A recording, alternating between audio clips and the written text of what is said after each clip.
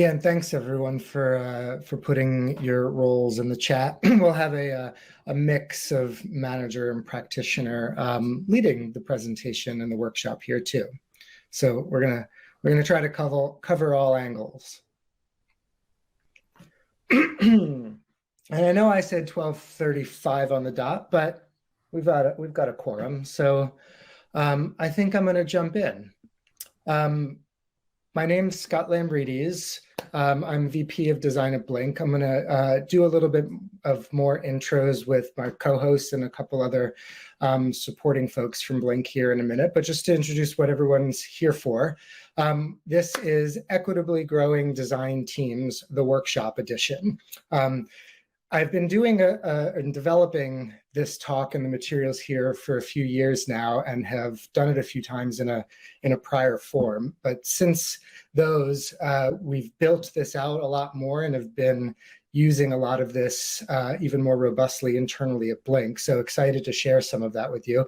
This is also the first time we've ever done this as a workshop, as a way to get everybody else not just to hear Blink's approach to this topic, but to get you to tangibly interact with it and feel a little bit more closely how you can apply it to your own jobs and your own roles. And like I mentioned briefly, if you're a manager that's leading a team and has practitioners that you're working with, this is certainly for you. If you're a practitioner who wants to be more in charge of your own professional development, this is also for you. So as we go through some of the activities later, we'll talk about how you might approach each one of those accordingly. Before we begin, I want to just have a brief moment of gratitude. I am dialing in from Bellingham, Washington, and to the local Lummi Nation and Nooksack tribe, who are part of the coastal Salish peoples. They've lived on the Salish Sea, where Bellingham is located, throughout the North Cascades watershed, and they've cared for the land that I now live in since time immemorial, the soil that grows the food, the water I drink, and I am only whole because of their care. So I wanted to send a thank you for shepherding it and lending it to us for this talk. So what we're focusing on really comes down to job satisfaction and career growth plans. There's a lot of writing out there, a lot of buzz out there on Twitter, et cetera, from leaders and practitioners about why having a clear idea of career growth in your job is one of the biggest and most important parts of wanting to stay somewhere. For us, this really comes down to being able to answer some big questions. We want to be able to answer what your company expects of you for everybody. We want all designers to know when they're doing a good job and how they would know if they're doing a good job. And we want folks to know, what the path to promotion is.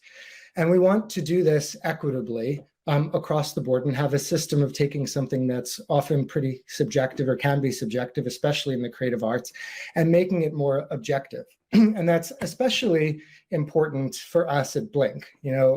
Agencies like us, we struggle and can't really match compensation of big tech and other large organizations out there. But what we do offer our designers is a great culture, a very diverse set of projects. And what we're going to be focusing on here is personalized support for career growth. And, this is important all over the place, but it's especially important for us because the one word that I left out of the title of this talk is diverse design teams. And what we really want is everybody with a wide variety of lived experiences to feel safe to bring their whole selves to the job, to work, because that's really what we need to solve the world's largest and biggest and gnarliest problems. So that's why this is a big focus for us. So your hosts today, like I said, my name is Scott Lambridis. I'm VP of Design. I've been leading and helping grow our design team at Blink for the last 10 years and been growing design teams for about 15. Elodie, I'll hand it over to you, my co-host. Hi, everyone. I'm Elodie Kwan. I'm a UX visual designer here at Blink and co-hosting this with Scott. This topic's something I'm super passionate about because it's something I can connect my personal life and my work life. It's a place where they're not separate things, and your work life can be a part of helping you kind of move forward in what you want to do in your personal and work life. So super excited to co-host this today for you guys. And I'll pass it over to Rob. Hey everyone, my name is Rob Torres. I'm a Blinker here in Austin, Texas, and just briefly here to help out Elodie and Scott. And just a quick word on like what this topic means to me. I think that I've seen over the years how more diverse and more diverse teams have led to just better outcomes, both for our clients and also for our own team satisfaction. So I think you've got a lot of great information ahead of you in the next hour or so. And I'll pass it over to Hattie. Hi, everyone. Hi, I'm Hattie Stearns. I'm a design director here at Blink. And yeah, this topic of growing equitable and diverse design teams is one that's really close to my heart as a female in leadership. I'm passionate about all things management, but specifically about putting and returning my energy back to the design community and working with folks to help set their goals and improve their skills and grow their careers. And I think it's just, it's important that when you, get into leadership, that you still are watering your community and being meaningful. So happy to be here. Thanks, y'all. So Hattie and Rob will be our, what's your formal title? Assistants. So they'll be monitoring the chat, helping answer questions. And when we get into Mural, which we're going to use for some hands-on activities, they'll also be kind of floating around and someone who can help. When we get into the Mural side, we're also going to invite folks that are comfortable to come off of audio and video and speak up. You'll see what that means and why, when, but assuming you're comfortable. So what are we doing today? First, we're going to share our approach at Blink to this topic and to career growth.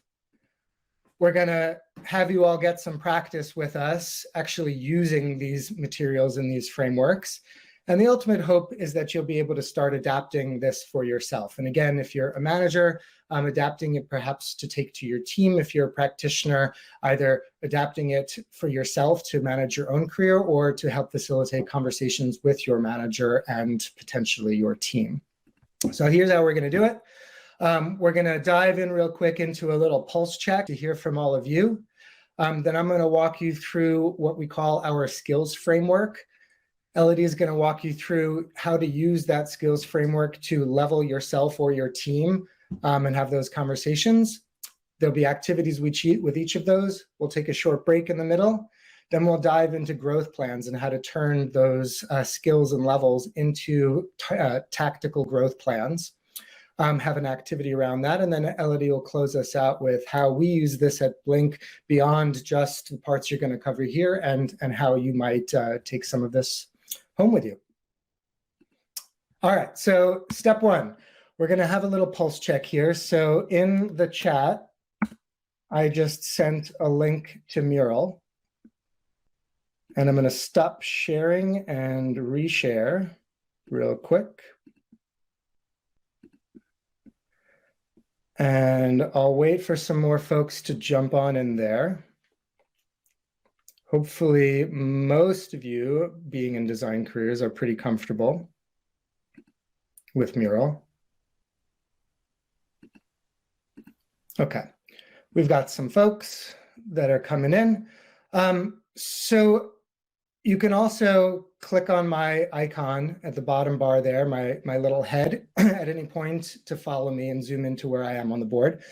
But let's take 5 minutes, Elodie, if you don't mind setting a timer, to go ahead and fill out 3 questions. And you can enter as many Post-its as you want. But the question is, when it comes to career growth at your company, number 1, what's working? What do you like? What's really supporting you? Number 2, in the blue, what is not working at your company? Where are the parts that you don't feel as supported or seen? And then 3, what's on your wish list? What do you wish that your company did more of to support career growth? So go ahead, grab a Post-it, any Post-it, put some things down, and we'll take a look at what everyone's thinking. We'll give you a few minutes to do that.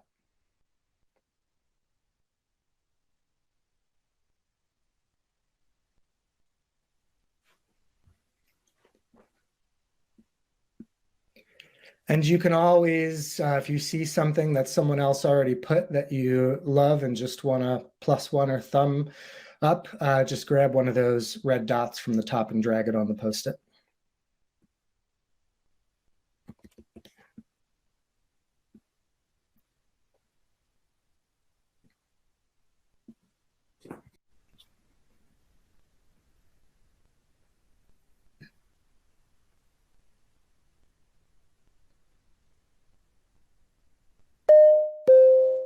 Okay, thanks everyone. Yeah, looking at already what's in the what's working. Lots of things that are resonating with what we're going to be talking about here. It's always nice to see levels, expectations, setting development goals, establishing personal and professional goals at the beginning of the year, and then having check-ins to assess how well those goals are being met. Good culture, good clients, creating career ladders was key.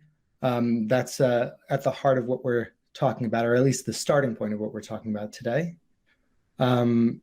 Organizational structure, commitment to space and freedom for good work, lots of daily freedom, supportive managers, mentoring program, all the hallmarks of things that, that make a healthy design culture. So what's in the not working category? There's some themes around communication. Designers working as a solo designer, so not having a team to fall back on. But certainly there's a lot of things related to clear goals, so clear org goals to ladder up to. Not all managers are proactive in career growth and mentorship as others. That's something that we've seen at Blink too, that a lot of this is meant to help with. A current career ladder focused on engineering. That's an interesting one, yeah.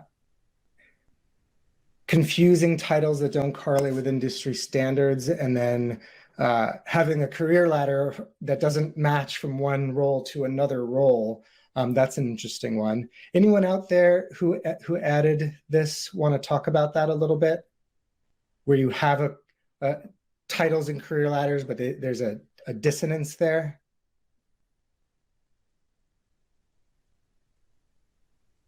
If you want to just hop off of video or hop on video or audio and be brave, we will support you.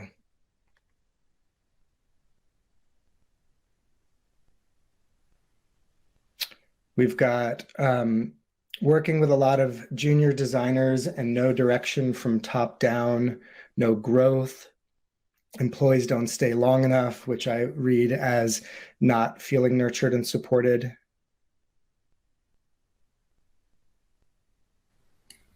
I also see different managers being more proactive while others might not be. Yeah. This is a tricky one too. No manager for a design team, cross-functional managers who don't really know what we do. Hard to be supported and have clear goals if the person that you're working for isn't clear on what those skills are and how to up-level them. Is there anything that I missed here or didn't talk about that anybody wants to highlight or champion before we move to the wish list? And again, if so, just unmute and let your voice be heard. Increased responsibility intentionally does not lead to pay increases. I'm very curious to hear about that one if anyone wants to talk about it.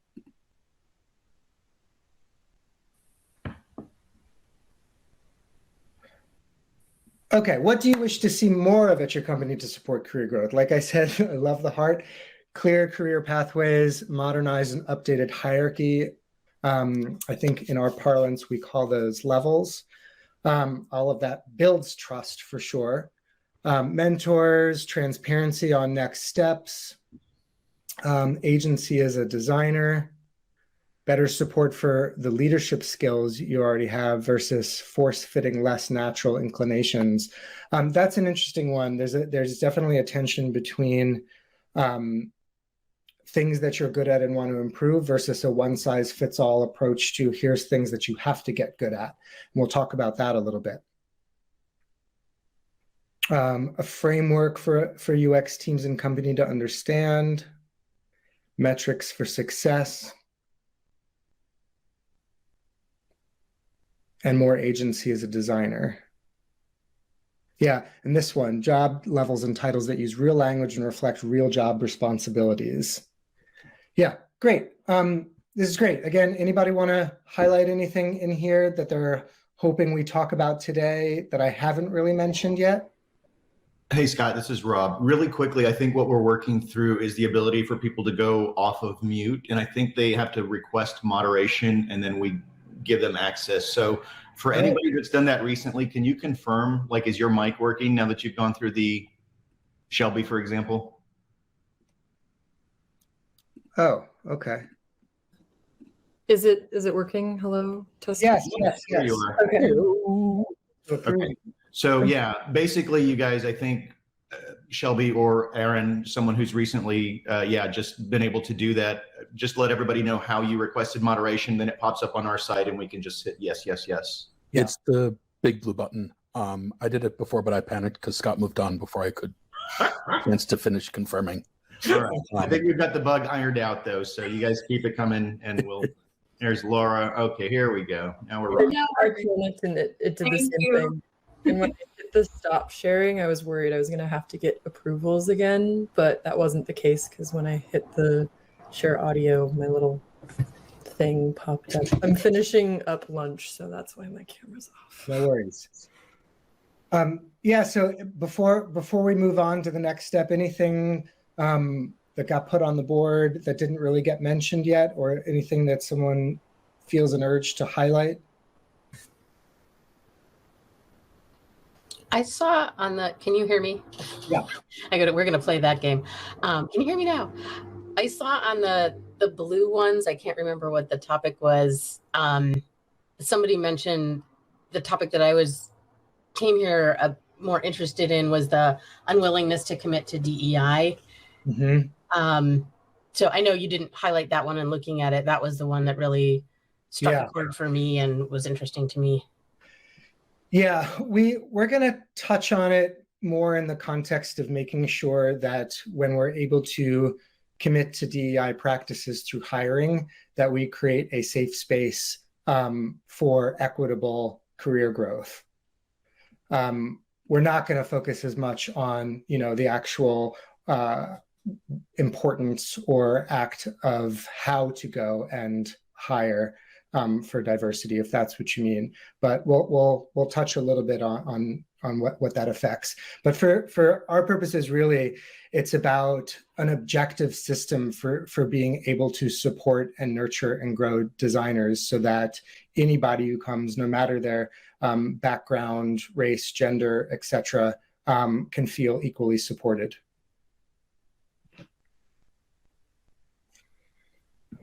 Okay. I'm going to pause off of Mural again and jump back into our presentation. We'll have lots more time to talk.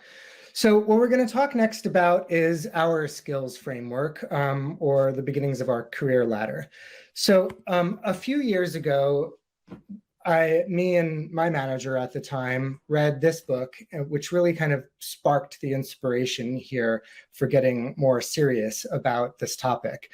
The Undoing Project is a book that features the work of these two guys, Daniel Kahneman and Amos Tversky, who are known for inventing heuristics, which as UX designers, lots of us are very familiar with. And what they were doing is trying to come up with a more objective way to hire, and in their case, hire tank commanders in the Israeli army, and move away from hiring practices that were not working, where older, more experienced tank managers or tank, not managers, tank pilots were interviewing for new tank pilots to be, and really relying on their gut instincts and everything. So they were trying to figure out a way to take this subjectivity of all the nuance that may go into a particular role and make it more objective. And out of that work, we did take some of it towards hiring, but the focus really here again is on the career development. And one of the biggest takeaways that we had from that is that we wanted to create a set of core skills that apply to any designer, no matter what their background and no matter what their flavor is, what what their strengths were, as well as a set of superpowers. And that was meant to be able to establish a baseline that we could look at, again, objectively, and say, these are the skills that we need to see all designers have. But since there's such a variety of design specialties out there and career directions, we also wanted to account for what we're calling these superpowers, which are, which you'll see in a minute, allow each designer to go on a unique career path and a mix of career paths. So at Blink, we created what we call our skills framework here, this pyramid. And it's actually divided into 3 sections. At the bottom, there are these core creativity and problem-solving skills. These are the things that whenever a candidate or a new hire or an intern asks what we want to see in the first month, what should they be focusing on developing, these are the things that fall in there. Then there's another broad set of skills that all designers, we think, really need to be able to do well. And then again, on the top, there are those superpowers. So I'm going to briefly touch on all of those, and then we're going to work with them a little bit. So the core creativity and problem-solving skills are, there's 4 of them. One is trends. So just really being able to actively fill your internal bucket of what's out there, what already exists in the world. And that applies to different types of technology, different types of industries, different common UX patterns, what is modern visual design, for example, and just to really be constantly seeking and familiarizing yourself. And then part of that is to be developing a sense of taste. So understanding trends is one thing and having a great library to draw from when you're doing your own work, but then to be able to discern what is good, what is bad, what is appropriate for different situations. Is this trend coming up or going away? Where's it going? That's something that you can actively be working on and having a voice around your point of view with those. Divergent thinking and convergent thinking is something that is really core to everything that we do in order to come up with great solutions. Linus Pauling said you need a huge amount of ideas. So divergent thinking is that act of going wide and exploring all possible solutions before settling on the right one. And then the flip side is convergent thinking. It's being able to look at the pros and cons of each of those and weigh them against each other in order to pick a path forward. Beyond that, you've got these other basic skills. So that includes writing, that's interface copy, but also being able to write for presentations and write emails to the people that you're working with and put documents together and being able to communicate in written form. Prototyping, being able to put as in situ as possible your work into hands that other people can use them and get them off the screen. And that's from paper prototyping all the way up through, Figma, of course, and then coded prototyping. Feedback is a skill of being able to give feedback to others in a helpful way, as well as to receive feedback and be clear about the type of feedback that you need.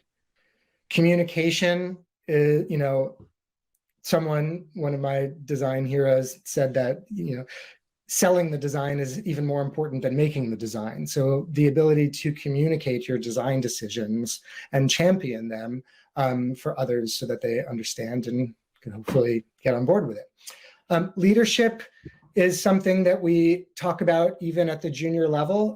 You'll see what we mean about how these skills evolve over time, but leadership can include everything from autonomy and being able to guide your own work to, of course, being able to lead teams or departments.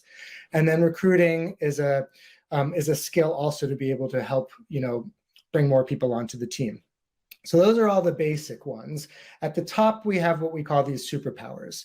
So at Blink, evidence-driven design is our DNA. So research and using actual user insights to fuel our design strategy, and having an understanding of the different ways that you can do that is a superpower. Strategy is being able to turn those insights into a clear, crisp plan for moving forward and guiding the design. Interaction design, of course, is really how somebody moves through an experience, the screens, the flows, the patterns, the interactions that allow somebody to get a task done. We've separated visual design into two component parts. One is UI design. So that is familiarity with all of the patterns that help signal to somebody what the UI is supposed to do, using color, using type, using hierarchy. Versus brand, which is really about expressing the nature of the business into the experience, and being able to create a brand system from scratch, which we think of as different than, and not necessarily part of being a great UI designer. Illustration is a special skill, all about being able to use illustrations and create illustrations to convey meaning, to convey excitement. Motion, another special skill for being able to guide people through interface as well as storytell. And then technology, so being able to translate the design intent into something that could actually be built or coded, whether you're doing it yourself or whether you're just simply guiding development teams in being able to do that. So that is our skills framework. But what I want to do now, since I know that everybody's org is going to be a little bit different, we're going to jump back into that link, into the mural link, and let me know if you need the link again. I just posted it again, just in case for any folks who trickled in. Thanks, Elodie. So I'll go back to sharing here. So again, if you follow me, or if you scroll down below the Speak Your Mind section at the top onto this black rectangle titled Dot Voting, we have on the right here the skill track that I just walked through. And what I'd like you to do, and this is to help inform us in our conversation, but also to help think through how, if you were going to create something similar for yourself or for your own org, what may or may not be included in that. So what I'd love everyone to do, take a few minutes. We'll throw on a timer, probably about 3 minutes is good. And go ahead and green dot on the stickies the skills that you think do apply to you and your team. Again, if you're a manager, you can think about your team. If you're a practitioner yourself, and red dot the ones that you feel really don't apply and you wouldn't want to include in a, in a career ladder that you were developing. And then third, if there's anything missing, if you're like, where the hell is blah, because that's super important to design growth in our org, go ahead and grab one of those white Post-its and throw it in. I see everyone's jumping on it, so that's great.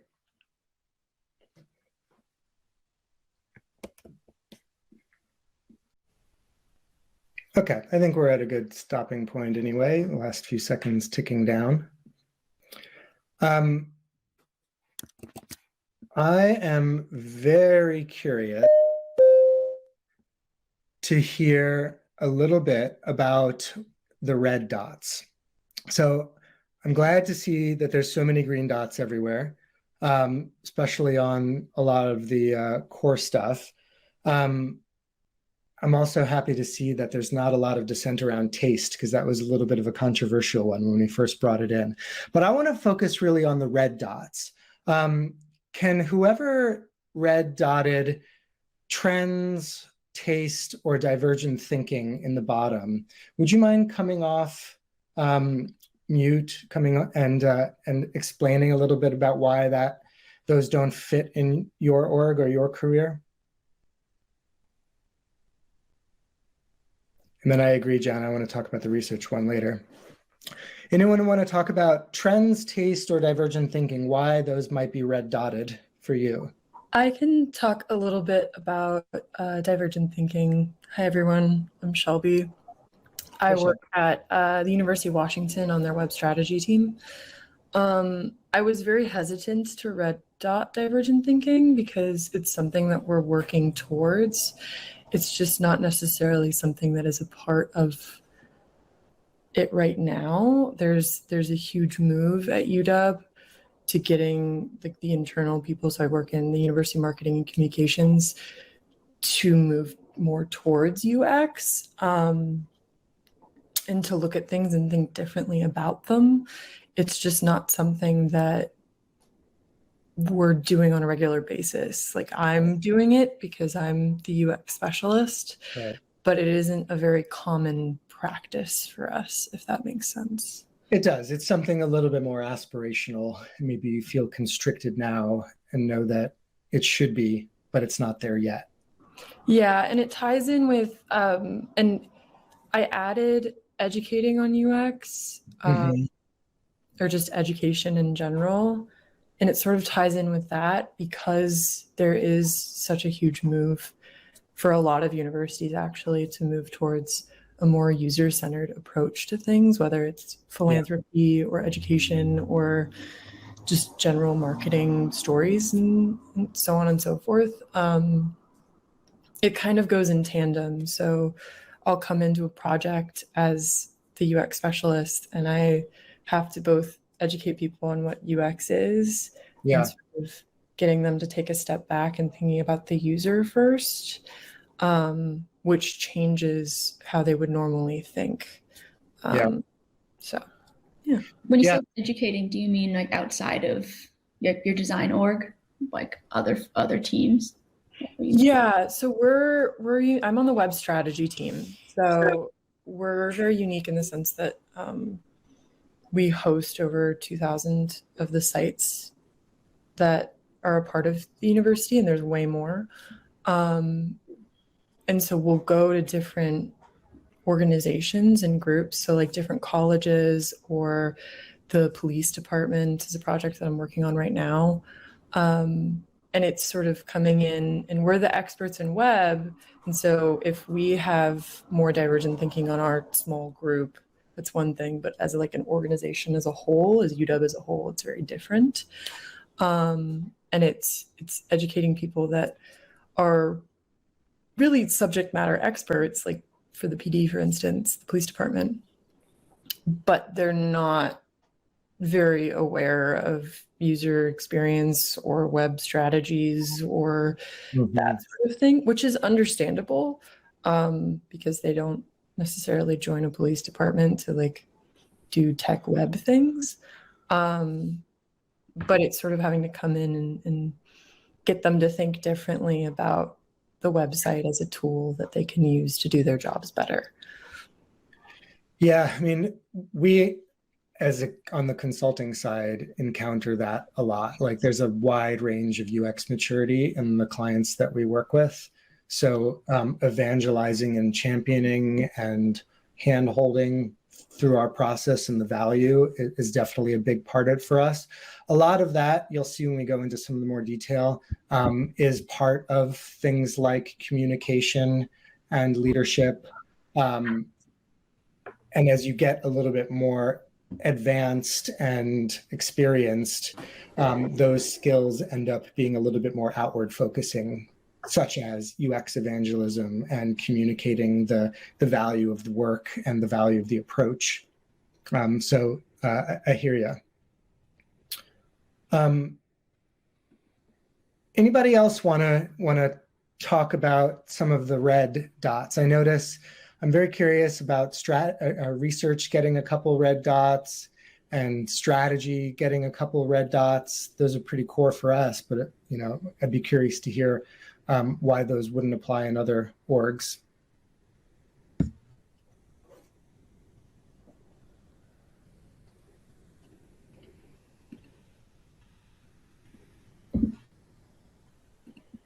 Anyone want to speak for research or strategy? I can jump in on research. Sure. Thanks, Aaron. So I'm in Vermont. I work for a relatively small software vendor. We do electronic health records and practice management software for independent pediatricians.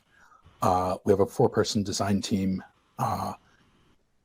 Our roles are a little bit funky. We have on our delivery teams, there's business analysts who are wonderful people, but also just a collection of hats. And one of their hats, they're the closest thing we have to UX researchers. We don't really have research codified as a UX role. We definitely participate with them in the research when we talk to our users.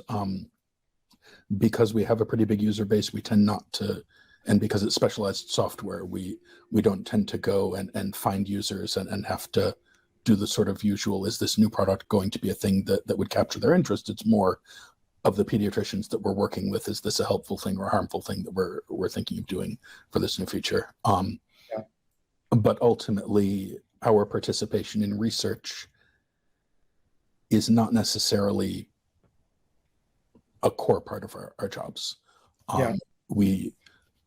We participate as much as we're able to, but the BAs really run the show for that for the most part. Yeah, that makes sense. And you know, in our org, we have a similar range and spectrum. You know, not everybody on the design team chooses to go deep into research and develop that skill. At a base level, you know, it's doing exactly what you're talking about, right? Having an input into how the research should be run in order to get the right questions you need answered, and to be able to work with and incorporate the learnings from that. It's more when you get more advanced that it would be around being able to conduct that research or run research sessions or be autonomous as a researcher. Yeah, and I mean, we get brought in all the time to show the designs and to get feedback on them. But the initial just talking to them and trying to figure things out, we tend not to take the lead on you know, leading that research. Thanks, Aaron. Sure. What about leadership? There's a good handful of red dots on the leadership side. I'm curious if someone wants to talk a little bit about that.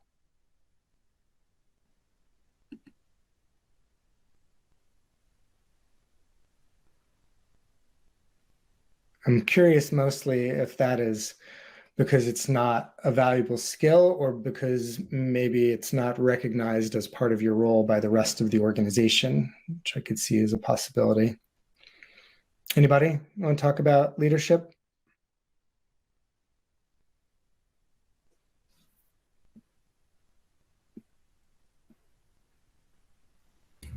Scott, I think that's an interesting one. So I'm a practitioner, and I remember when I first joined Blink, seeing leadership, you know, thinking of, you know, I'm not a design director, so how does leadership actually fit into all this? So it could be, I could see there, you know, the word leadership itself might feel like more of maybe a management word. But maybe if we dig into what it actually looks like at different levels, because I see something like mentoring in there, you know, different ways of looking at leadership, not just from a design director perspective. Yeah, UX advocacy is also on the list, which is something that we consider part of leadership. So yeah, I realize that only looking at them at the top level like this, you're not getting the full flavor of it. But really, this was meant to just think a little bit critically about, if you were to create a similar set of core skills, what might you have or not have off of this based on what's appropriate to your organization. I'm not too surprised that illustration and motion got a lot of red dots. Those may just not be a regular part of your job. So for sure, they don't necessarily need to be a focus. And then the other things that I saw added, presenting, absolutely. We group that in with communication, but absolutely presenting is critical. And service design and change management, those are interesting. We at Blink currently think of service design as a type of project that all of these skills are brought to bear on, just like a product design project. So I would be curious if anyone wants to talk about that, why they think that is a separate skill. I think that would be interesting. And I think similar to change management, which is something that we think of more as part of leadership and communication, but we admittedly don't do a whole lot of. Anyone want to talk about either of those? Or Adrian, if you want to jump in on strategy, you're welcome to. Yeah. So I'm in a unique position where I'm on a contract and there's 4 different contracting companies. And strategy is a little bit disparate between each company because everyone has their own strategy.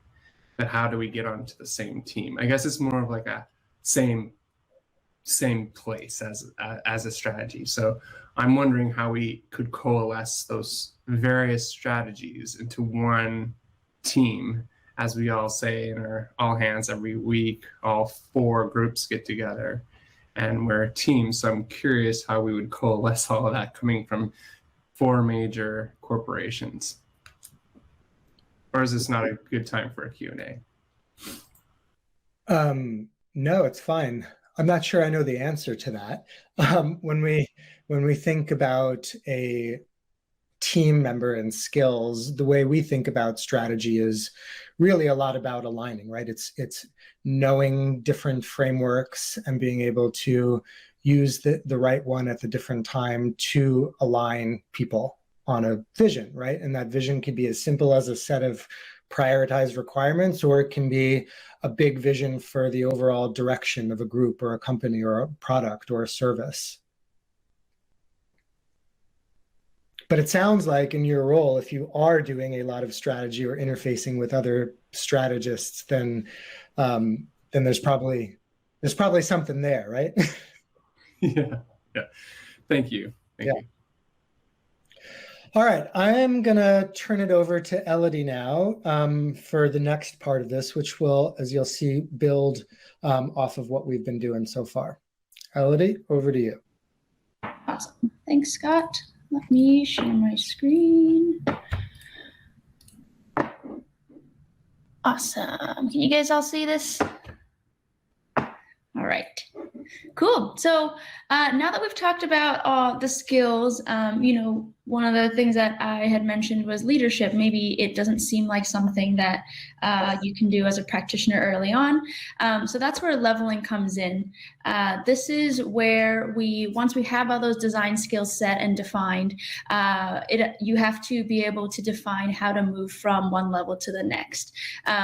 So say, how do you move from being a junior designer to a mid-level to a senior up to a design director? So for each of those skills that we just looked at, all 17 of them, there's a growing expectation for moving from one level to the next.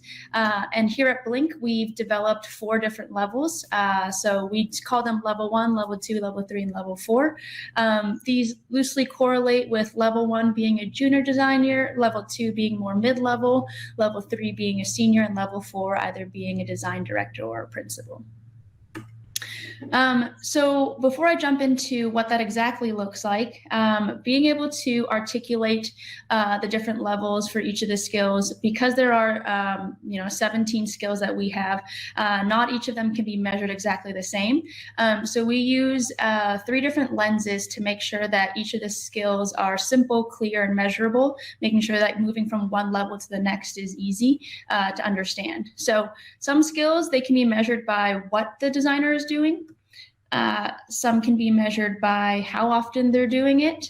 And then other skills can be measured by where they're doing it. So I want to take one of the examples.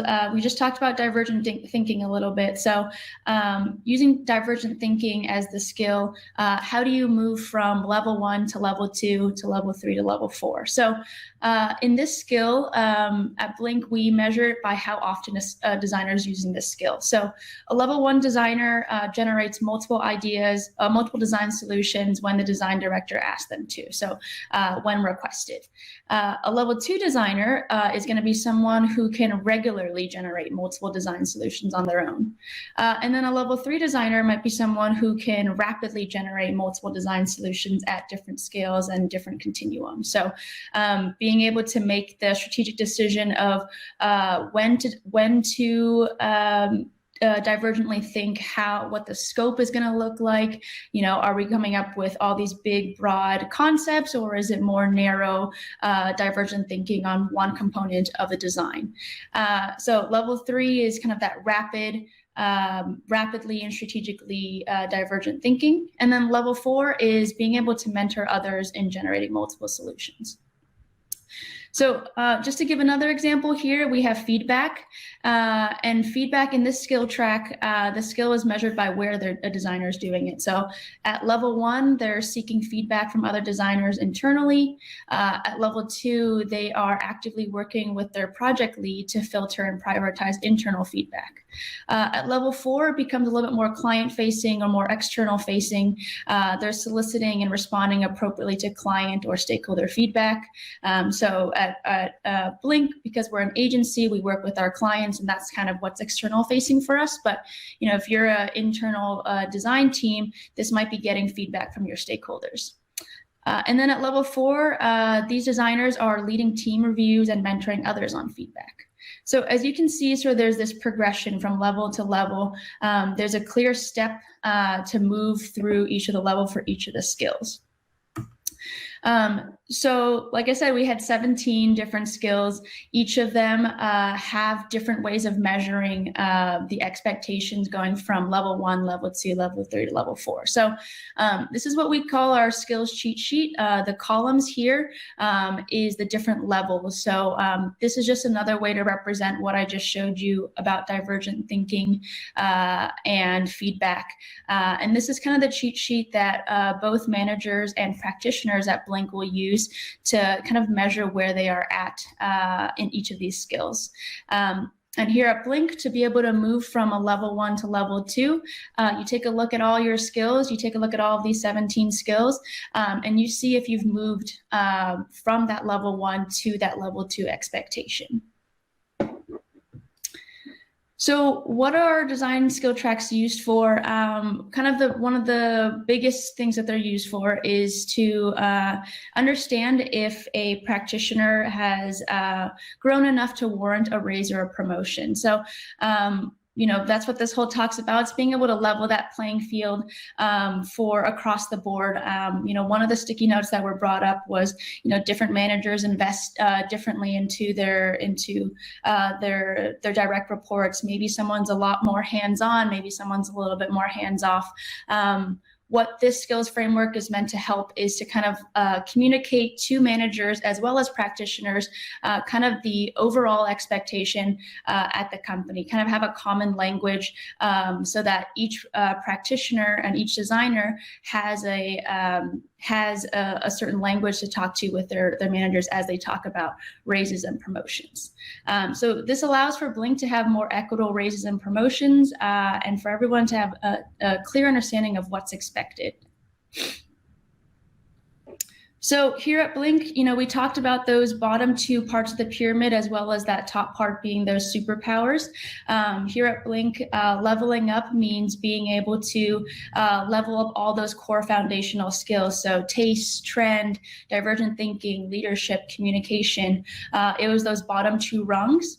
And then the reason why we have those basic foundational skills, and then also this distinction between what the superpowers are, is to ensure that there's sort of this common design foundation here at Blink, but also wanting to account for and represent all the unique flavors of design. So, you know, some folks might not have any interest or skills in motion design, and some are really, really good at interaction design. And the reason why some of our projects are staffed the way they are, or they're so successful, is because you're able to take into account these different superpowers. So not needing every Blinker to have to level up on motion, illustration, brand, and all of these things, but just being able to focus on one of them. So this leveling also allows for our managers and our practitioners to have what we call a leveling conversation. So like any framework, this is really meant to guide and facilitate conversations between managers and practitioners. Like I said before, it's meant to be this common language that can be shared not only between the two of them, but also across the company. So everyone is being able to talk about the same skills and have a shared understanding of what it means to go from a level 2 designer to a level 3 designer. It's also an ongoing conversation. So, you know, the practitioner, if you're a practitioner here in this workshop, you know, this is something that you can bring to your managers to facilitate that conversation, to be able to tell them, you know, I think I'm here on these skills and this is what I'm working on to get that promotion, to get that raise. And it also helps the managers to have these conversations fairly. There's sort of this rubric, this framework that can be used to guide the conversations. So to make this a little bit more tangible, we're going to use Matt here. Matt is a senior designer, what we call level 3. He's a strong practitioner with experience mentoring during long-term design sprint projects, as well as he's managed interns. And he's looking to ultimately direct projects and teams. He's looking to move up to that level 4, design director phase. So one of the things that Matt and his manager are first going to do is take a look at his skills. He's going to take an inventory of his skills. So what you see here is what we call a spider plot. This is sort of a more visual way of, if you remember that skill cheat sheet that I just showed you, him and his managers go through this skill cheat sheet and kind of take a look at where he is at for all these different skills. So what you'll see here is level 1 is that very first ring, that middle ring, that middle ring right in the middle. And then as you go out, it's level 2, level 3, and then finally level 4 on the outside. So Matt wants to move to level 4 and to be a design director. So he and his manager do this inventory of his skills. They took a look at what the expectation for each of those skills are to be at level 4. And as you can see here, Matt's already reached level 4 for certain skills. You can see it here in trends and taste and convergent thinking, prototyping, communication. But you can also see that he's still at level 3 for some other skills, such as divergent thinking, feedback, leadership. And so in order for Matt to, here at Blink, to move to that next level 4 level, he would have to work on those skills. So before we move into, how he works on those skills, we're actually going to jump back into the Miro board to do a spider plot of our own. So let me stop sharing. And let me jump into the Miro board here.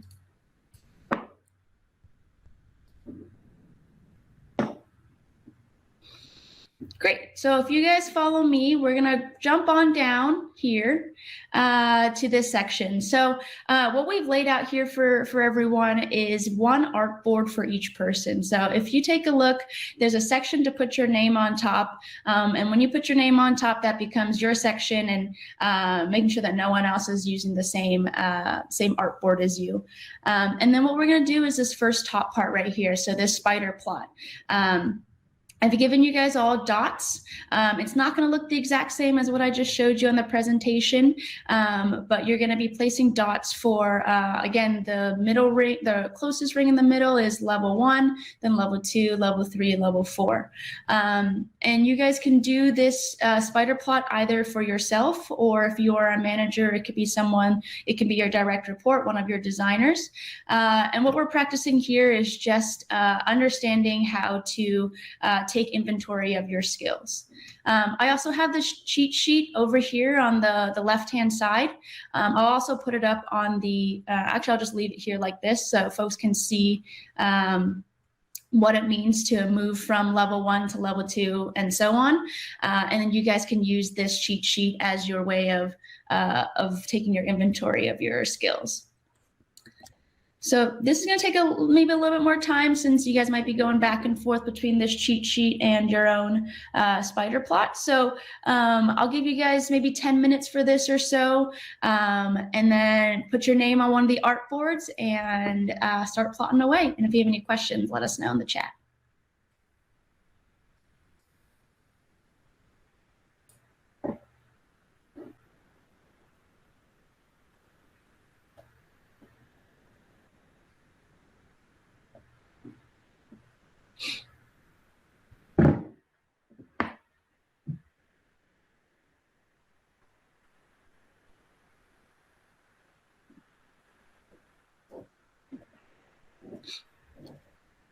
Hey, Aaron. Yeah, we can talk about taste as a measurable skill.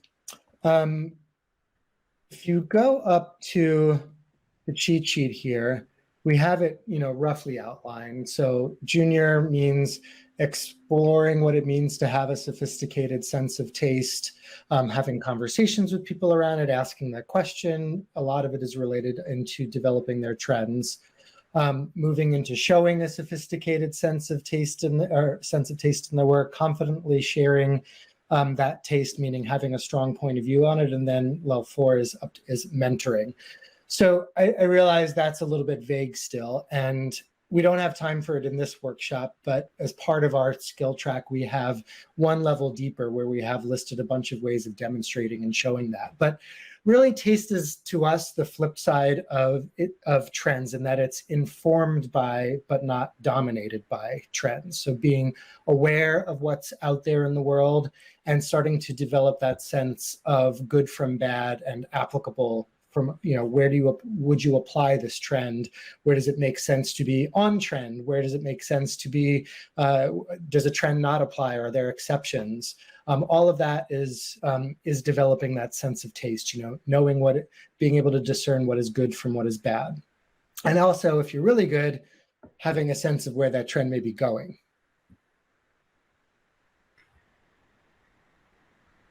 It's arguably the squishiest of them all, but we've got some good ways of having people demonstrate it.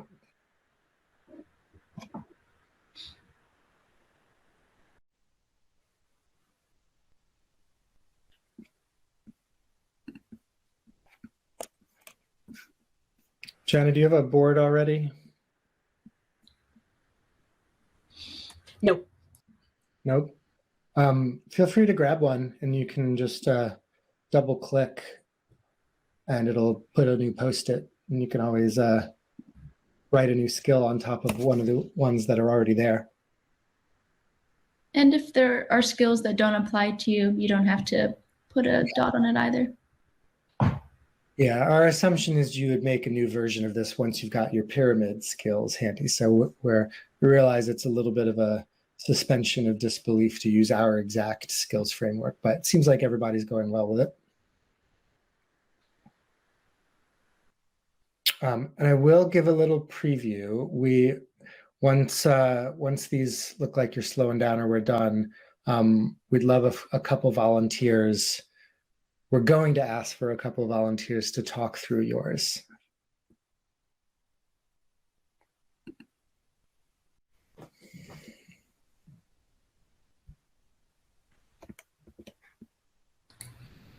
Great, we've got about 30 seconds left or so, so start wrapping up. And like Scott mentioned, we'd love for anyone to volunteer to champion themselves, or if you're a manager and did it for a direct report, to champion that. If you want to take a moment just to, if you haven't already, request audio and video, that'd be great.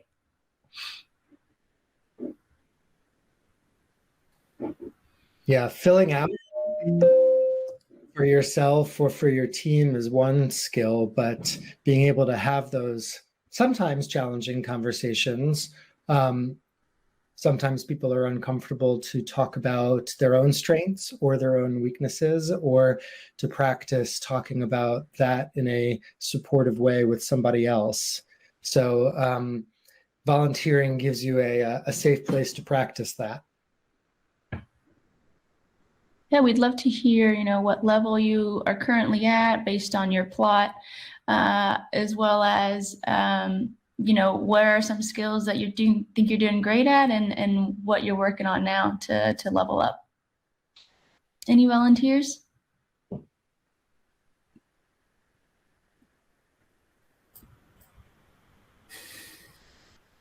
Yes, go for it. Getting uncomfortable for me. Yeah. So I am I don't know what I am, a shrimp or what have you, but you can see my name, Adrian Fruin. Let's see if I can find the shrimp. Bottom right, that's the very last one. Oh, And it just, oops.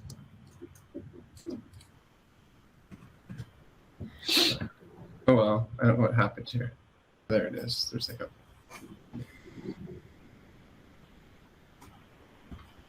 Okay, so I'm a senior designer where I work, so I mentor a lot, and I am tasked with many projects all at once. Areas that I could work on is the divergent and convergent thinking. We don't have, and I say we, the understanding and the advocacy we really push. People do understand it. However,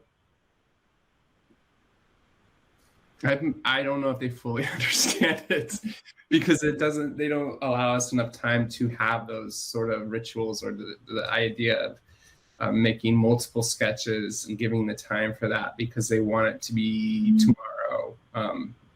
We have a task for you to do, and we want the LOE. They're more concerned about time and money, and rather than quality. So they want to really push the quantity on us.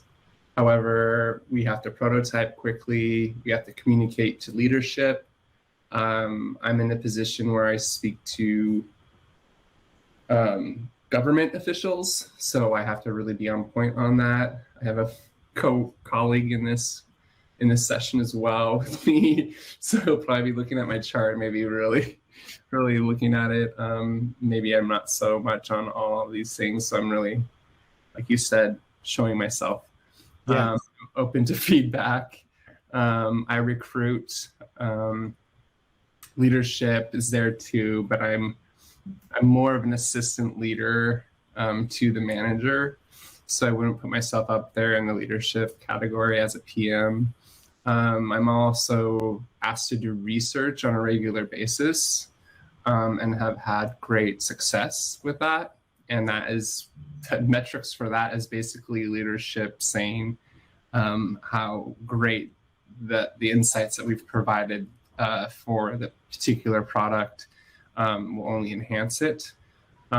Strategy wise, probably could level that up. Interaction design, we have with prototyping, it's kind of for me like in tandem how that would work. So I keep them at the same point. Visual design, I'm pretty strong with that as I have a master's of fine arts.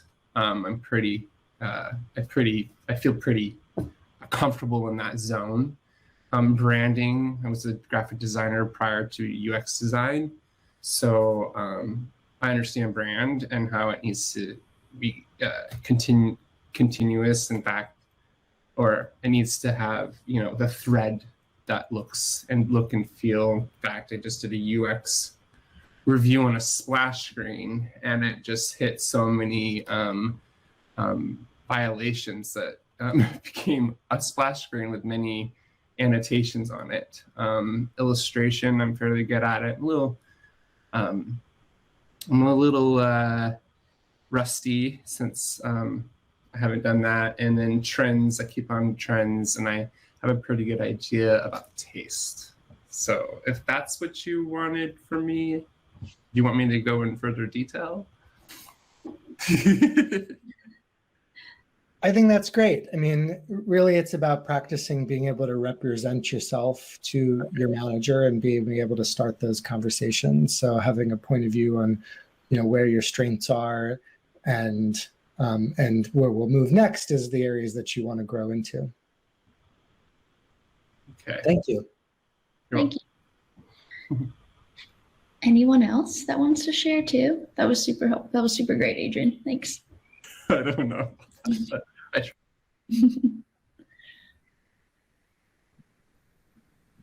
Let's get 2 more volunteers if we can.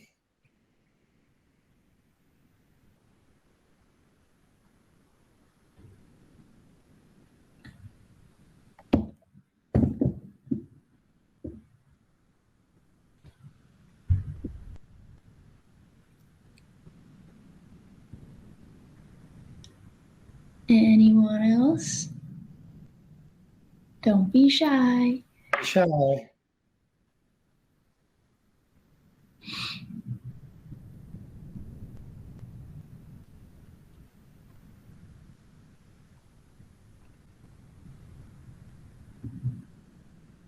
And again, you can talk about yourself, or if you filled one out for somebody on your team, you can speak about where you would level them, if that's applicable. Let's get one more volunteer. I don't want to have to call on anyone. I'll go for it. Sam's coming. Hi, I'm Taylor. Hey, Taylor. I am the 3rd one in on the bottom, I think. Gotcha. Okay.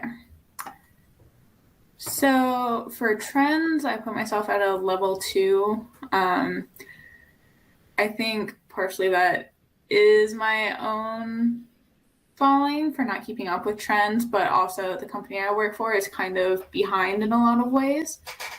So just not having that ability to keep up with the trends. Taste, I put a little higher. I think I have decent taste. Also put divergent and convergent thinking around the same level. I think I use both pretty often. Writing is on the lower side. I feel like I'm reaching out to our communications team, like, please help me word this better very often. Prototyping, I do a lot of that and help others with it occasionally. I think it possibly could be bumped down just because I don't do much mentoring, but we are getting an intern soon, so hopefully I will be doing the mentoring. Communication, I feel like I do that pretty well, communicating to all of the stakeholders and fellow design team members. Same goes for feedback. We have a continuous thread going inside the design team where we're all working on different projects and constantly giving and asking for feedback on what we're working on. Recruiting, I have only worked on that a little bit. Honestly, probably should bump that one down. I think I was overconfident, but did help to recruit the intern that I mentioned. So that was fun. That's good. The leadership one is about level 2. I feel like I'm improving on that. At my company, we work in squads, so I'm the only designer on my squad and kind of take charge there. But I do notice in a lot of cases, I'm like, am I allowed to tell people what to do here? Like, I think technically I am, but I'm still like, you're giving me that responsibility. So I think it's probably just a lack of confidence holding me back there. Research I put pretty high. Do a lot of it, do a lot of kinds of it. I think only lacking there in the mentoring, but that will come with the intern, like I mentioned. Strategy about in the middle, that mostly planning the research, planning how we're doing the designs, planning the whole discovery phase, really. Interaction design, just have a decent amount of experience with it. Same with visual design. I also was a graphic designer before coming into UX design, and same with brand. Try to stick very close, or obviously use the design system and stick with all the company branding and make sure that we're being consistent across the board. And that's not where I started. And then illustration. My previous job involved a lot of illustration, but I think I've also kind of fallen off there a little bit, not really having as much practice with it, but I can do it efficiently. Motion is down pretty low. I don't have much experience with it, but am capable. And I think, yeah, okay, I started at technology. So all done there. Thank you, Taylor. Thank you. Appreciate it. Yeah, it's funny you mentioned interns a few times. We also have an internship program at Blink, and for sure that's one really great way. You'll see in the next section when we talk about growth plans of practicing that L4 level on a number of these skills. That's a good one. Also on the illustration side, illustration and motion, I know that I've found we don't necessarily hire for, so it can be one of those skills that sneak in later. Like I remember having a conversation with one of our mid-level designers and forgot that she had, been a visual designer in her prior life in a marketing agency. And I was having this exact conversation with her and I saw that she had marked herself as an L3 illustrator. And I was like, well, I'm not so sure about that. And she's like, have you not seen a lot of my work? And it was a good example of,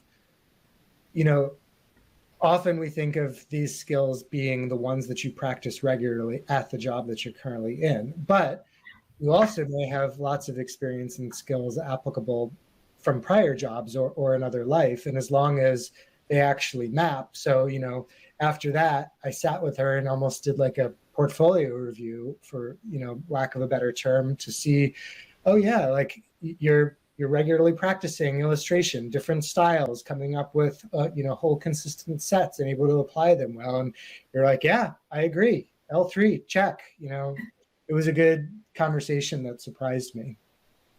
So you may find that similar things happen where there are skills that you may not be using on your job but are still there and contribute to your role and what you're capable of. Yeah, that definitely makes sense. Awesome. Do we want one more? I think somebody asked for approval right before. We're right on time, so we could have one more example if someone wants to. Yeah, I can go ahead. My name's Sam O'Brien. I'm the third from the right on the top row for the spider charts, and also the aforementioned coworker of Mr. Adrian Fruin here. So let me see. I think I might be more to the right, third from the right edge. There we go. Yeah. So I've been working on the web and mobiles technology team for the Department of Defense for about 3 years now. And within the last year and a half, I've taken on a little bit more of a lead role. I'm a senior designer on the team. And when analyzing my skills, I've kind of was realizing that a lot of the, I guess, front-facing aspects of having a design job came a little bit naturally to me in terms of communicating, presenting, interfacing with leadership, and also providing feedback. So a lot of conversational-based skills I think I excel at personally. But when it came to analyzing my design skill set, I found I was being a little bit more critical on myself, and especially taking inspiration from some of the wording and I guess nuggets of wisdom within that skill cheat sheet made me kind of question myself and be a little bit more rigorous on my assessment. So like I said, on the right side, I think a lot of those communication skills and leadership skills were a little bit high, but I wanted to, I guess, focus this conversation more around the opportunities where I think I can improve my skills. So the first one that really rang out to me was the branding. And I, working for the Department of Defense, we regularly have to ensure that our work and designs uphold and kind of promote the brand of the overall agency. But what really rang out to me was finding, let me see how it was worded in level 3.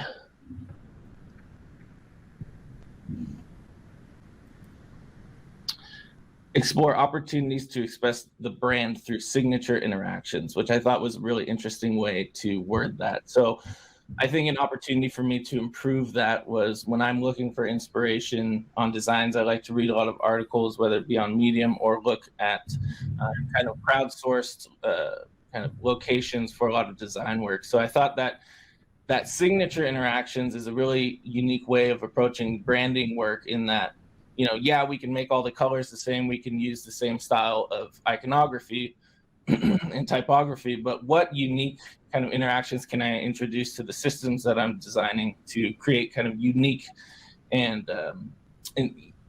I guess that's right, unique inspirations or interactions that further along that brand. So that was kind of the main one that I was focusing on. Also, I think the illustration and motion are two that I could definitely integrate more into the work that I do. I think the most exploration of motion I get is when I'm prototyping and exploring with the different methods and motions of, drawer menus opening and closing, but trying to find more opportunities and really honing in on, a bell notification going off or some type of attention grabber that's subtle, not overdone, but effective in communicating or grabbing attention is something I think I can explore more as well. So those were kind of the big takeaways for me from this exercise. That's great. Thanks, Sam. Thanks for sharing. All right, anything else you want to add, Elodie, before we take a break? No, just want to say thanks everyone for plotting and being vulnerable and sharing where you guys are at. So thank you. Okay, we will come back in at 2:15. 2:15. And we're going to pick up from here, building off of this on what a growth plan is and how to create a personalized growth plan for you. So see everyone back here we'll start at 2:15. So I'll be back in about 10 minutes, but we'll start at 2:15. Okay, we're going to get started in about a minute. Question from Sam. How does Blink balance hiring a diverse group of designers with diverse design backgrounds with Blink's already established common design foundation? Does Blink enable individual designers to add their unique skills to the skill progression measurements?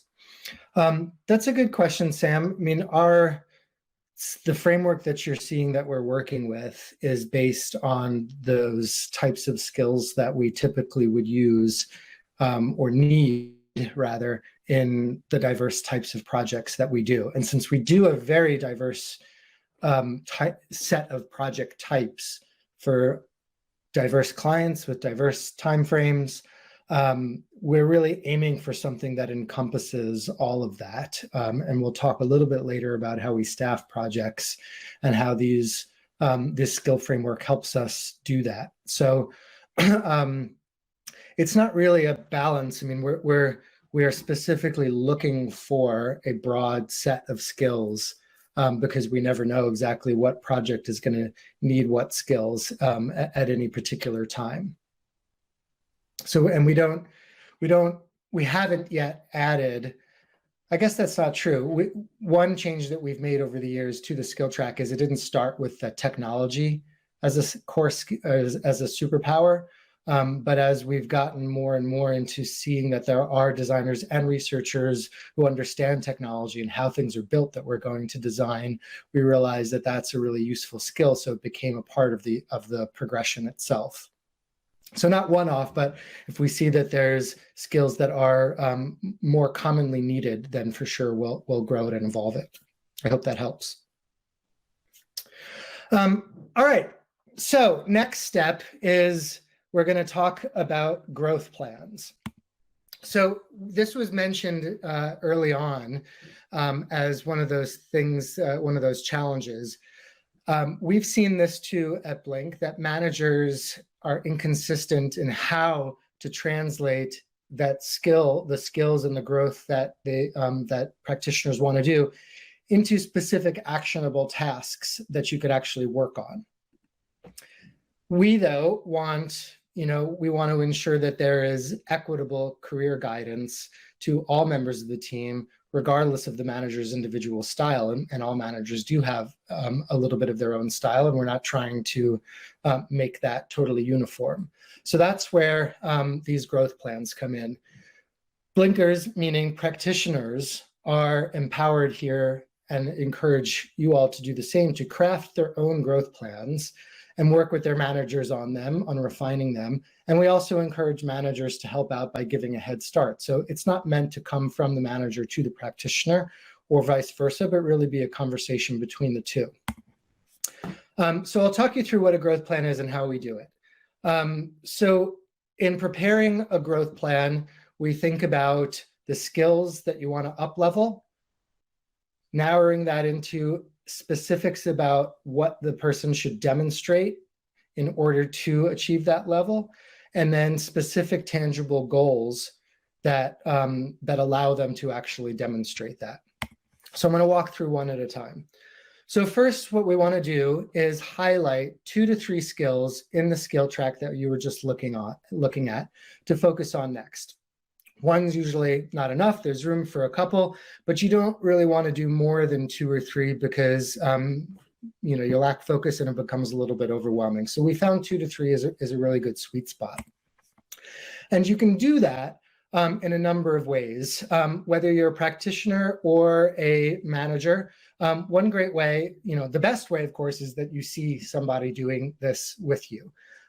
You're on projects together, but that doesn't always happen. So one way is gathering feedback from other team members, other managers, people that have worked with you or your teammates or your practitioners, just start getting feedback from collaborators.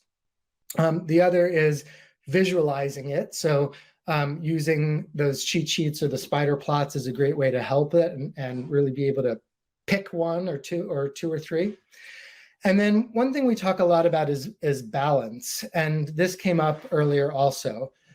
Sometimes it may make most sense to build on somebody's existing strengths, but other times it may make sense to really focus on some of the laggards, some of the challenge areas and up-level those. So I think generally we like to aim for a balance. We don't want to, just focus on all of the negatives and areas.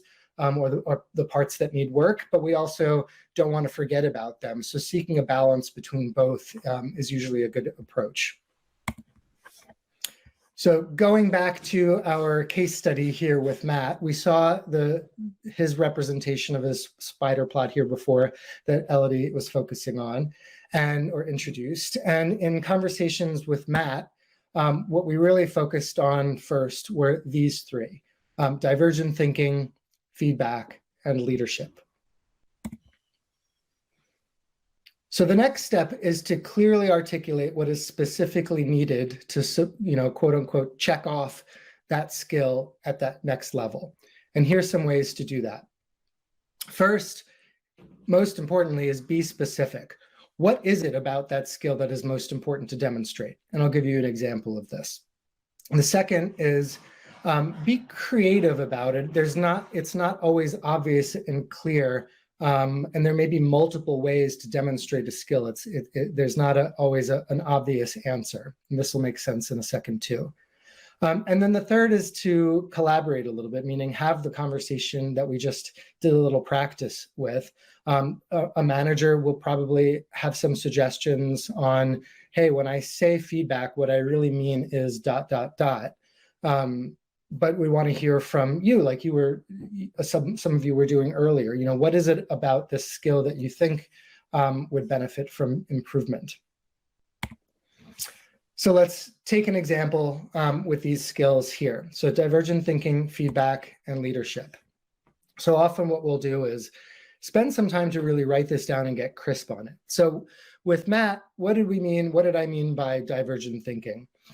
I meant he was at that time in his career coming up with lots of ideas, but a lot of his ideas were hampered by feasibility. He was really good at coming up with things that would work, but I was hoping that he would challenge himself to move beyond the obviously feasible ones and into some bigger, bolder ideas that may seem uncomfortable to him because they may not seem possible. And Matt was always hesitant about putting forth ideas that he didn't think were possible, but allowing yourself the space to entertain those, because there may be a gem of an idea in there, or there may be a way of doing it that you're not thinking about.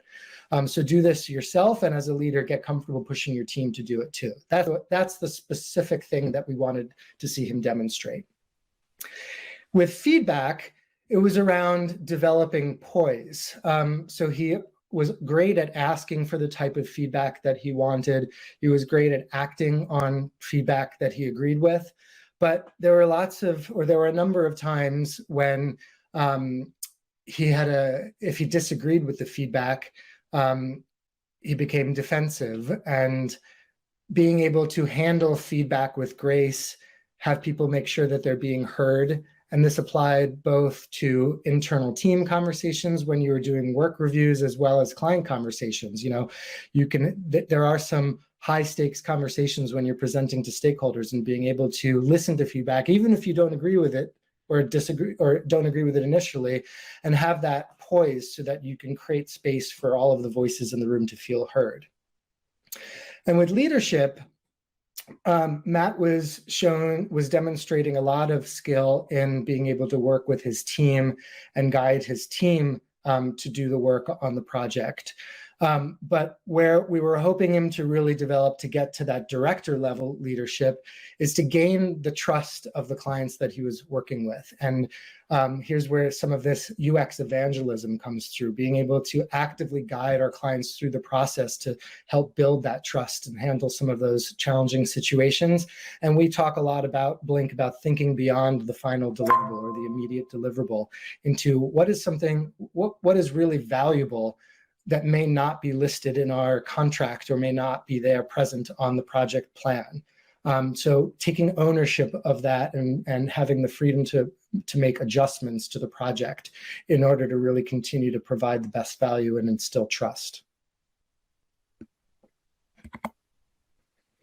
So then from there, now that we've gotten specific, we need to then create some specific tasks that that's possible to show and to demonstrate that skill itself. A few ways to do that. One is practice divergence and convergence. Come up with a number of different ideas and tasks that you think would apply to any of those skills. Work with your manager to refine them together and aim for one or two specific things you can do per skill. 2, fill in the gaps. So as a manager, we may need to help our practitioners, or practitioners, you may need to ask your manager for help. For example, at Blink, one of the things is we want to be able to get folks on projects where they can actually have the space to practice some of those skills. And our designers don't really have explicit control of what projects that they get, but as a manager, you can, champion and evangelize and look for projects where you think that they'll be able to practice some of those skills.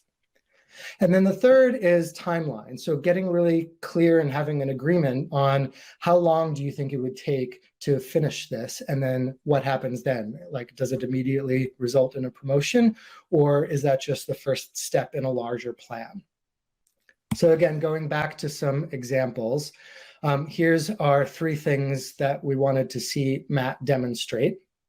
And then those, through conversation and brainstorming, we narrow down to this set of 6 actual tasks. And you can see in blue the skill that it ladders up to.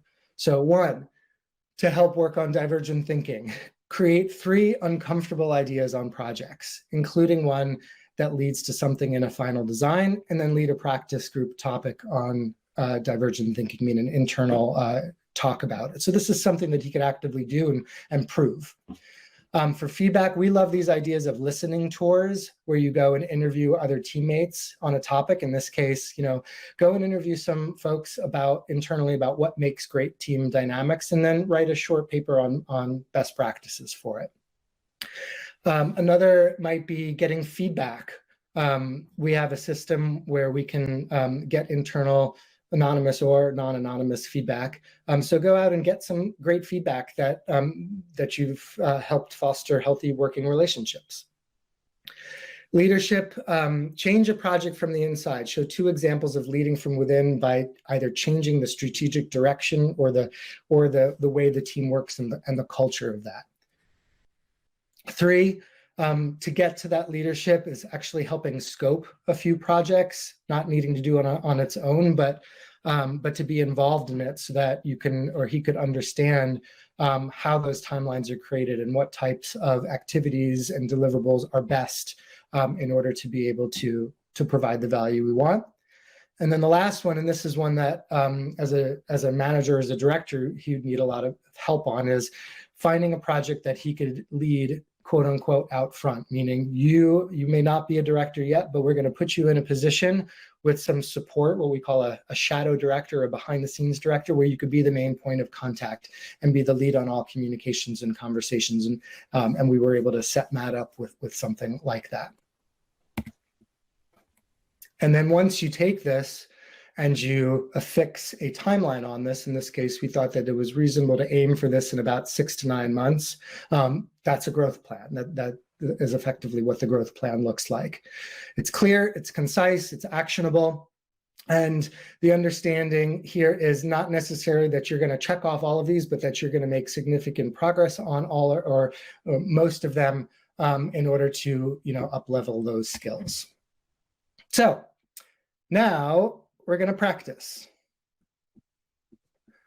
So we can go ahead and return to the mural. Elodie, do you have that link handy? I've got it handy, never mind.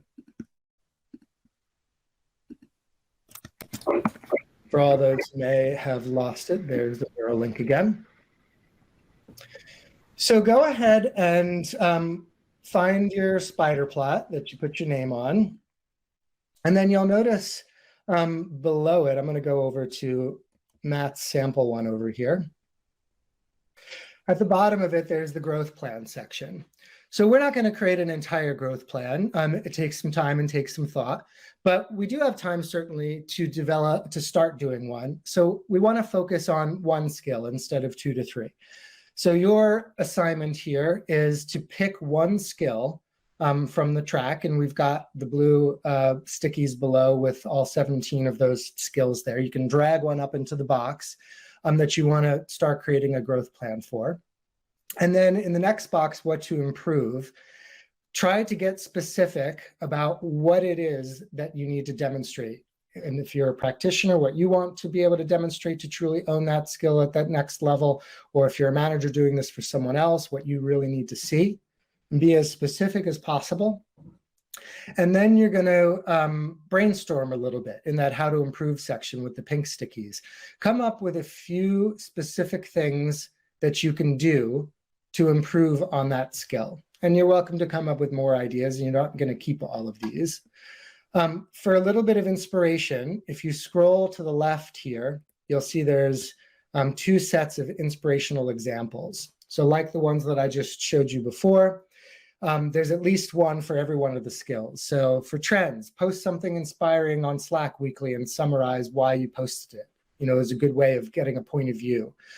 Taste, compare 2 different apps and talk about their relation to modern design trends. Again, that's about point of view. Divergent thinking, bring 5 variations of your design to every single design review and talk about what each is optimized for. Convergent thinking, interview 2 to 3 designers on approach to convergent thinking and summarize them. These are all actual examples that we've used over the years. Let's see, writing, maybe you want to have somebody read an article or a guide and share their takeaways with you.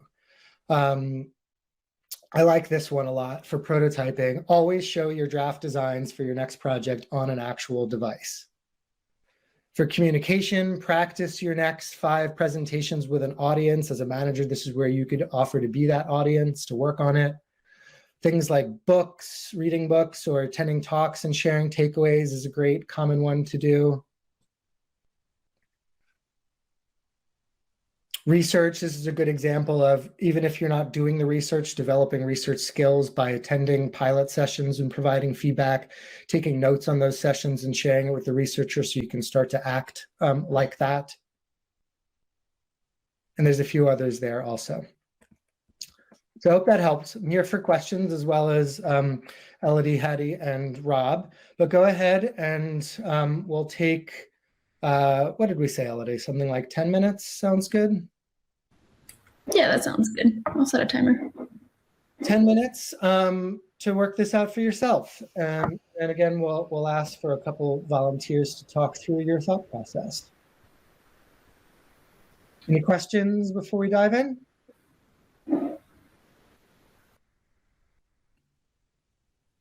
Awesome. Go for it then.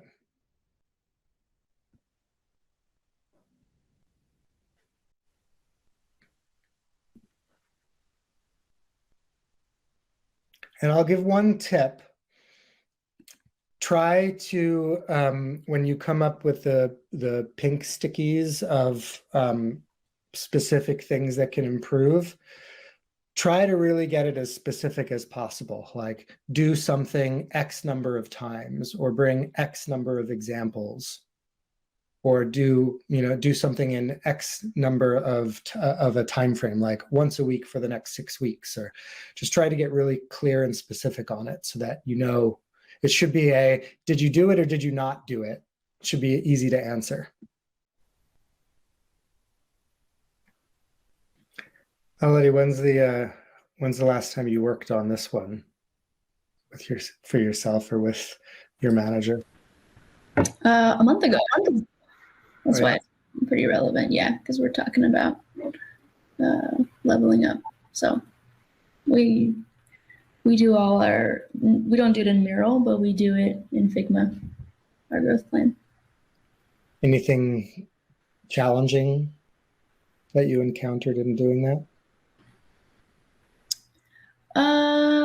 Honestly, I think sometimes I'm really too hard on myself, and so it's nice to have a different perspective and hear it from my manager's perspective, which I always appreciate. And so it becomes more of a dialogue rather than my manager saying it's this way or the other. So Yeah.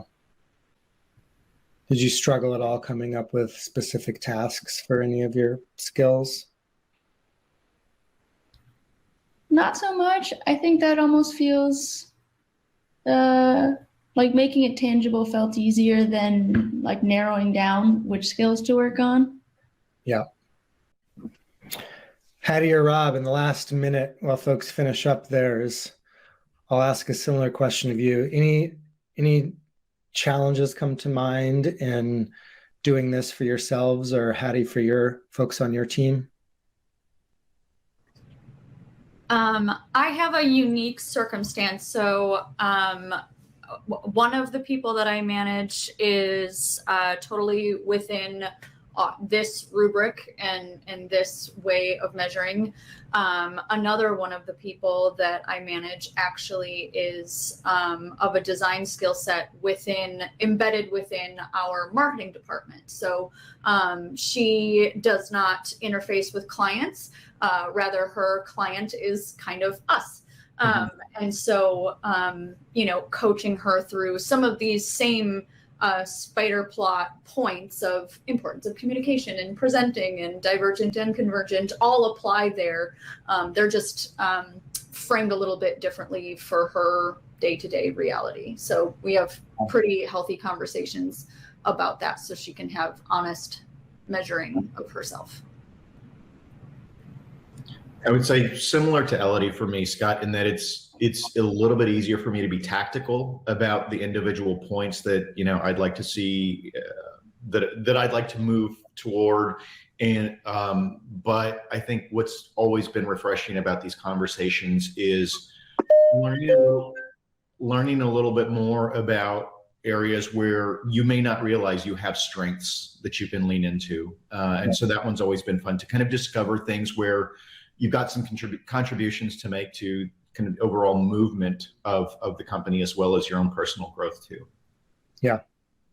Nice.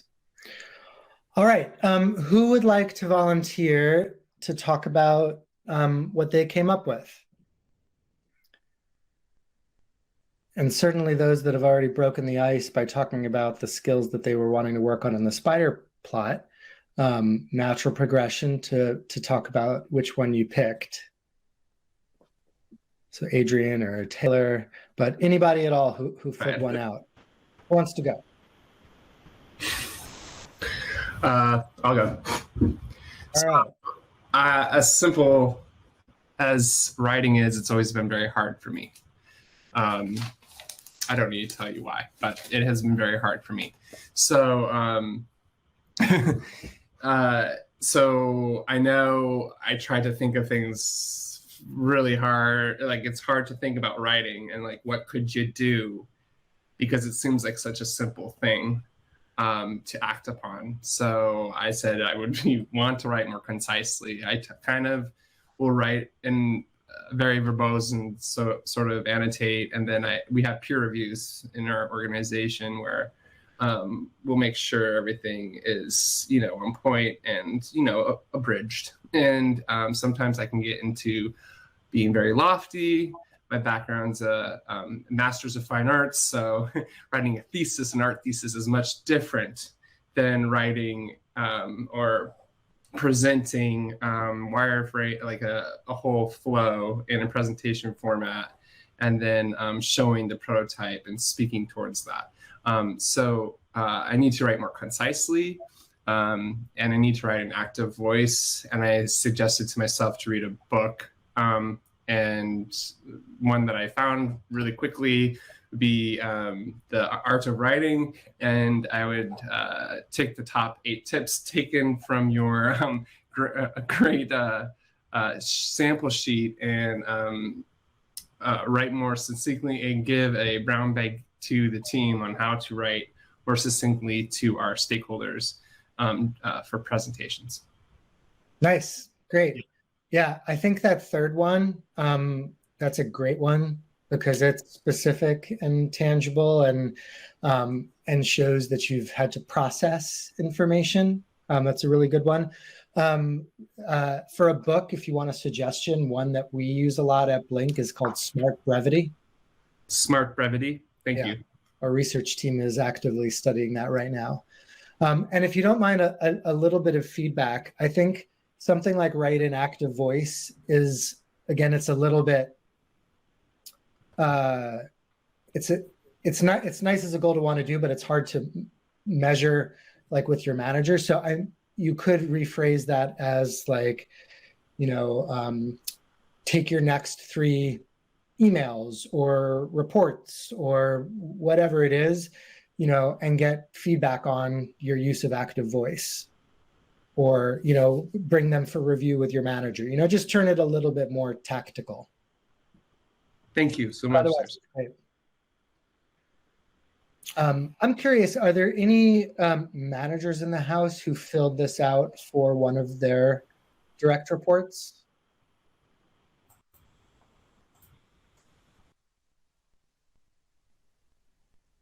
Any managers here who filled this out? It's okay if not. I just thought that might be an interesting twist. Okay, one more volunteer.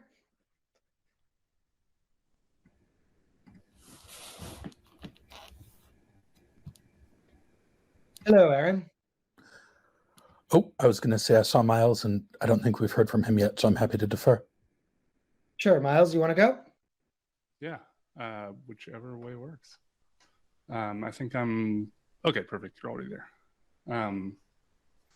So mine was in the leadership avenue, and to kind of go in reverse order on the how to improve here. It's all kind of stemming from finding opportunities other than kind of sitting around and waiting for the hiring that lets me formalize the first step into actually having direct reports, as opposed to just being lead on my own project and kind of having the internal feedback cycles to continuously improve how I do that.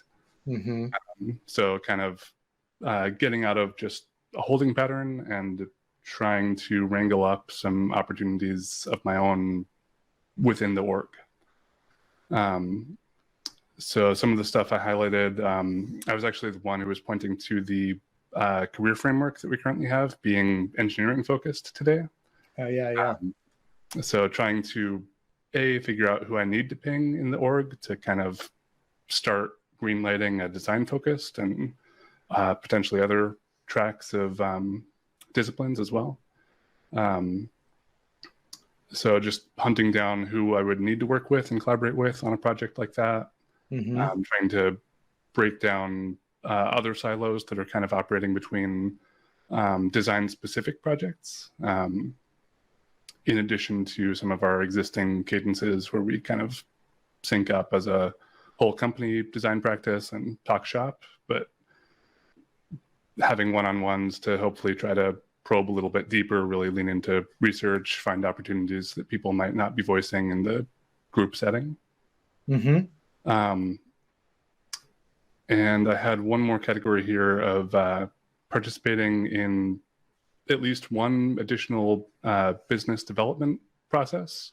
Mm-hmm. That varies from project to project. Sometimes it's writing up a kind of functional areas document, how we work kind of thing.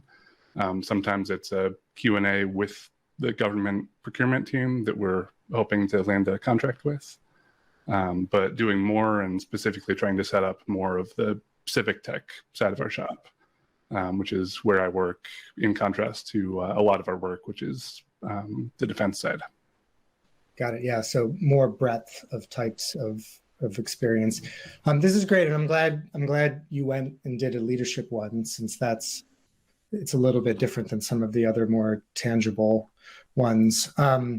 These are all really solid things. I think if I were to give you a little bit of feedback, I would try to crisp them up a little bit more specifically. Anytime you have something like more in the description is a good flag to try to make that more concrete. Lead one company initiative or two in the next 6 months. Likewise, ping more cross-functional folks. You could put some boundaries around that, like conduct 5 stakeholder interviews with one person from every department and, share a presentation back to them, for example. But those are great starting points. Thank you so much for sharing, both of you. Really appreciate it. I'm going to kick it over to Elodie to finish us up in the last 10 minutes. Awesome. Can you believe that 2 hours and 20 minutes flew by already? Awesome. So I'm just going to finish it off here. This is what's next. So, I think something important for us to kind of all be aware of is, this was a 2-hour workshop, and Blink definitely didn't put together our skills framework in just 2 hours. So what this was meant to be was sort of a tasting, almost like a tasting menu, get a sense of what are different ways that you guys can start working on your own skills framework.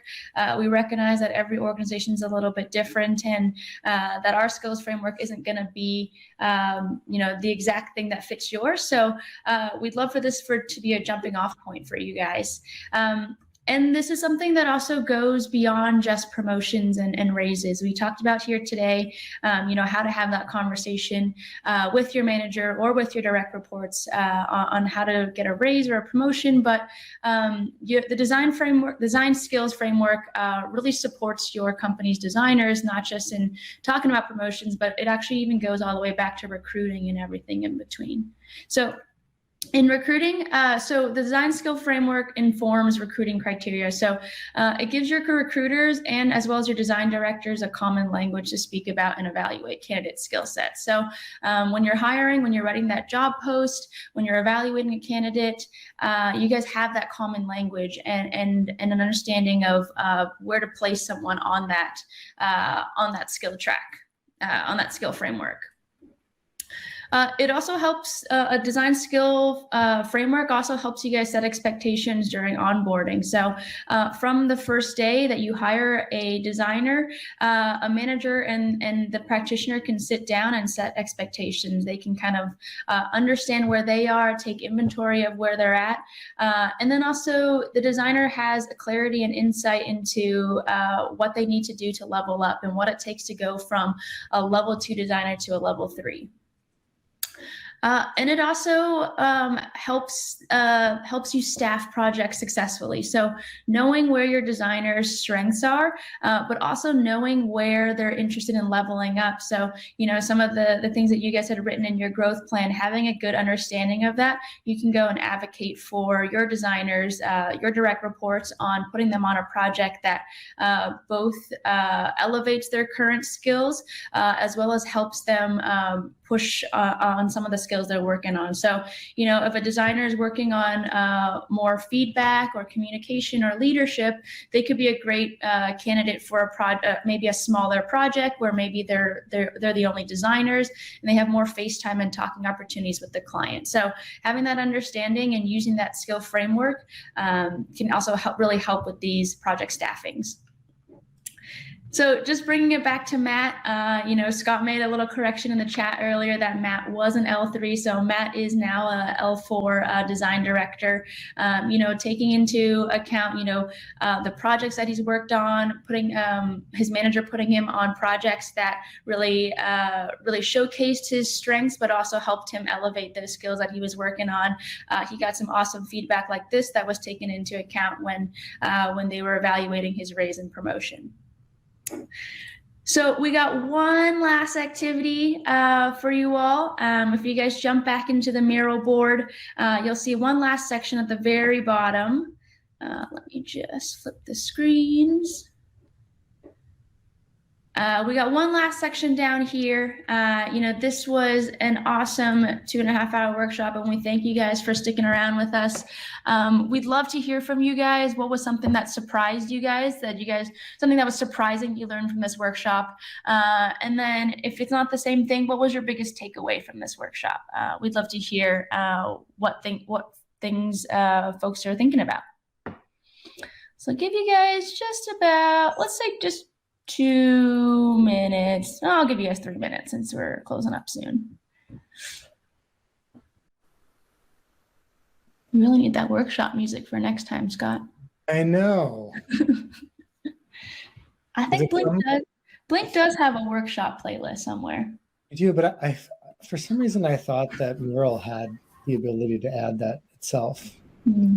I just used one this morning. I asked everybody for their favorite song before we had our 2-hour workshop, and it went great. It was a very eclectic playlist, but everybody was represented. It was great. We did one with our client. We sent the playlist to our client before the workshop, and it was fun.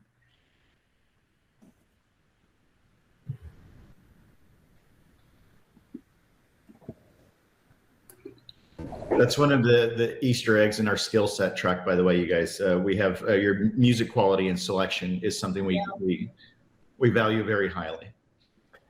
It's You said it as a joke, but in our old job description, back when we were just in San Francisco studio, the last thing at the very, very bottom of nice to have was a killer Spotify playlist.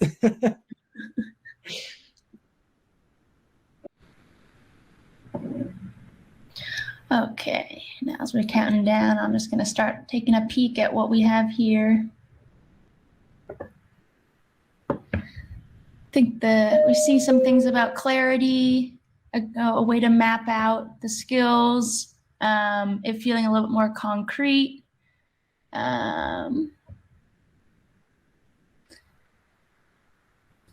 Career growth is a little bit more challenging without design managers. Agree with that.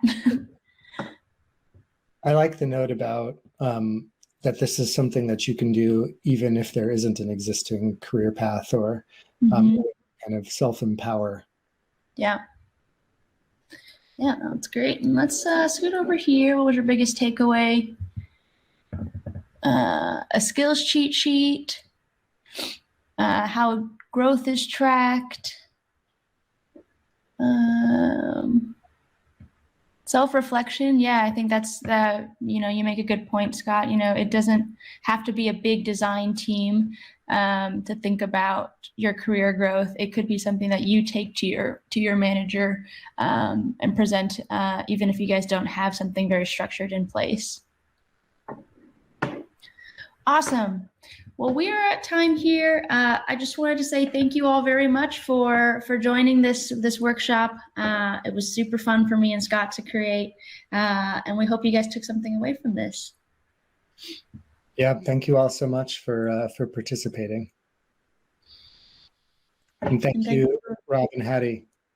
Yeah. And Joe and all the Convey folks and Alan. Yeah, thank you all for your vulnerability. It was nice to learn more about you. All right. Good luck. Have a wonderful day.